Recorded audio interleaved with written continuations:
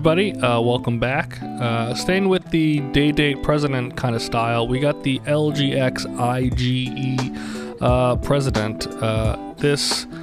I've had watches by this brand before. This is where I had my original Aquanaut, so I thought I would give them another try. This was a $23 quartz watch, so don't expect the world of it. But I just kind of wanted to stay in that kind of similar vein and see. I'd say right out of the box, first impressions, but it didn't come with a box. The website claimed it did, but it didn't. So here it is.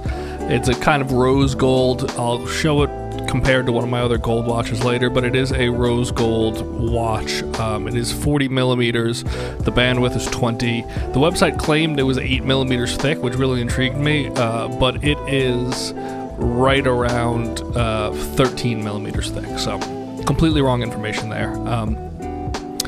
Looking at it, first impressions are, it's not bad. The date window is really kind of shitty. I don't love the font on the day. The 6 o'clock looks a little misaligned to me, but that may just be my eye. It's weird, these kind of like sunbursty dials look so dark. I tried lighting it so many different ways, and the way the material or the colors on the faces, they just kind of suck in the light and they make them look really dark. The bracelet has a lot of play in it. I don't hate the clasp. It's not very well made, but I do like how small it is.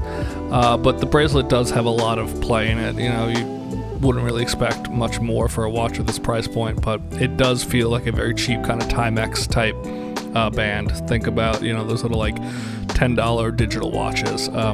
Very similar to that in its feel.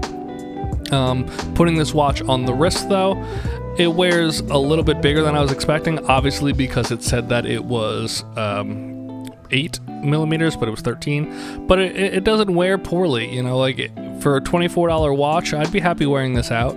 The face still looks great to me, the color, that is. The little details you don't really notice on the wrist. There's not really much taper to the bracelet, which drives me nuts. But for this price point, it sits very nice. The little bit of flex on the bracelet actually does kind of make it a little comfortable, as much as I don't love it. You can tell it's already pretty scratched up just from handling it. Very cheap kind of metal case. But here it is compared to my Cadison. That's like yellow gold, so this is definitely more on the rose gold side. It's definitely a little more understated.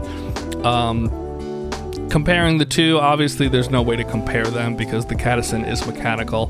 It's a substantially better watch. But details alone, color-wise, I would take this cheap $24 watch over the Cadison any day of the week. That yellow gold is so obnoxious to me, so annoying, drives me absolutely nuts. But that being said, for $24, you really can't go wrong here. And then comparing it to the Pagani, obviously the Pagani president is miles ahead in every way, shape, or form, but I thought they would look cool next to each other. You could tell the details still there in the Pagani compared.